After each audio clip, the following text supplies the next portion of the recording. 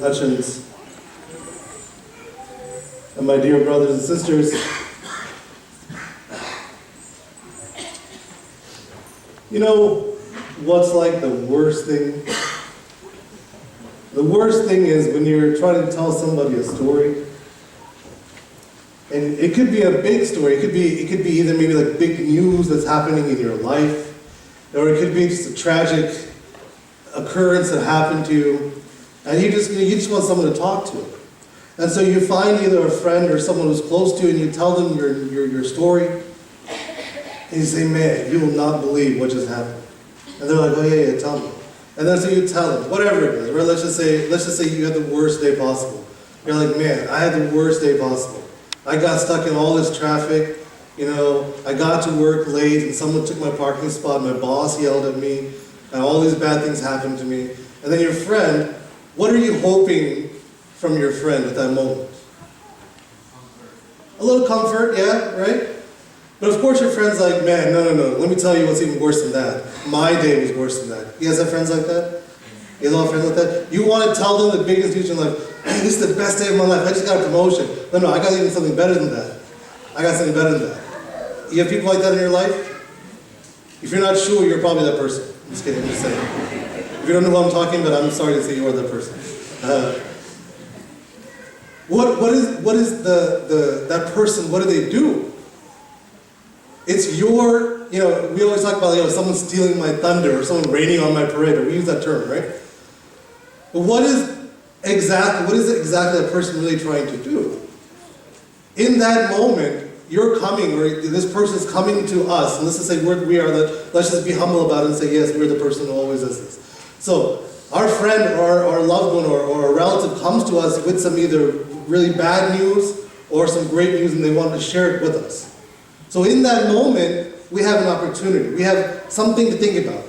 We have a couple of choices, and most of the time, we end up making the bad decision. Unfortunately, it's true, we do make the bad decision. They tell us this great news or this tragic story, and the first thing out of our mouth is like, yeah, I understand. I completely get what you're talking about, because here's exactly what happened to me. And you want to now compare. And not just compare, you want to outshine them a little bit.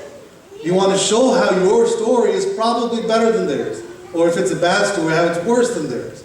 And how you're the one who's really suffering, right? Or how we're the ones who are really suffering. So it makes us, what is that? What is that? That's that little thing called pride.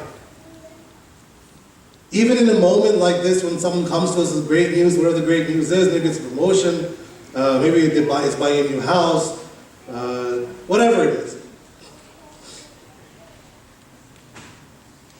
And instead of giving them that moment, what do? We take that moment away from them. We're very crafty like that. And oftentimes we might do it unintentionally. We don't mean to make them feel bad. But there's that moment. If that's ever happened to you, then you're like, man, I was so excited to share my story, and they went and took all that thunder. They went and literally rained on my parade. The reason for that, the reason a lot of us do that is actually very similar, and it might not seem so obvious from the gospel even today. But it is like this rich person. This rich person had a blessing happen to them, which is true. And a lot of us have either blessings happen to us on a daily basis, small miracles happen to us every single day. And all we want to do is we just want to share them with somebody else. And when we go to the other person, we're hoping that they either are willing to share it with us or willing to comfort us based on what the situation is. But instead that person takes away that thing from us, takes it away from us. Because that person wants to, and I mean this in all honesty and sincerity and love, that person wants to shine a little bit. And so when that person comes to us and wants to tell us a story, we have this choice.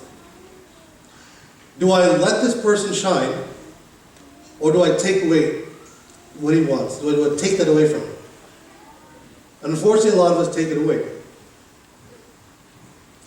We're a little selfish like that. Though, maybe not intentionally, but there's just a little bit of that selfishness there when we do that. It's like this rich man here who was blessed. He had an abundance of crops one day, and he looked and he said, we already know he's wealthy. He's already got these storehouses and barns and all these things that are there. And he had lots of different options that he could have done with his extra. He had extra abundance of crops this year. And so instead of doing something good with it, he decides to tear down his existing barns, build much bigger barns, and storing more in there. And he says to himself, look at all the fruits of my labor. I get to shine now a little bit in front of all these people. And I'm sure, especially if this parable is really striking the heart of the people who as the past couple of passages have been about, how people who are storing up for themselves treasure.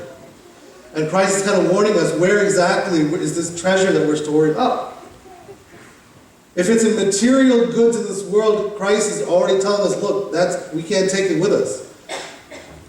The Lord came to this rich person and told him, yes, you have a big abundance of crops, and you told your soul to relax. What does that mean there? He says, the man is speaking to his own soul. You have many goods laid up for many years. Take your ease. Eat, drink, and be merry. Go have a party. Let's go celebrate. Let's go gloat. Let's go shine in front of other people. Let's let our pride take over. And God said to him, you thought, because you put all of your trust in these treasures of this world, that you thought that you were safe. But you're not safe. He says to you, your soul, this night your soul will be required of you. Can he take all those treasures with him when he goes? Does it matter that he built bigger barns and storehouses for his crops, just so he can store them up bigger and show the rest of the community, look at all the stuff that I have? Did it matter that night? No. Did it matter that he told himself, now for the next few years we can just relax? That desire to shine in front of others was his downfall. And for a lot of us, that's what it is. And for some of us, it comes through materialism, right? For some of us, it comes through acquiring as many of these goods as we can. Whether we use them or not, whether we want them or not, they're there. For some other of us, we shine not necessarily through these material possessions, but by, like I was talking about, by when someone comes to us with their little treasure. That's really what it is, right? It's something that maybe, especially if it's good news, it's something they want to share with us. It's a little treasure. It's a blessing they got. And what do? We try to trample on that blessing. And if it's something that maybe it was a bad thing that happened, they want comfort. They're seeking a compassionate ear, a shoulder, if you will. And what do we do with that? We trample on that. And when we do that, we're really trying to tell the other person, I know you have a story, but my story is more important. I know you want to tell me something, but I don't really care what you have to say. Mine's more important. And especially when you have that friend who kind of cuts you off mid-story. We have to be better than that. When someone comes to us, even more so with bad news than good news.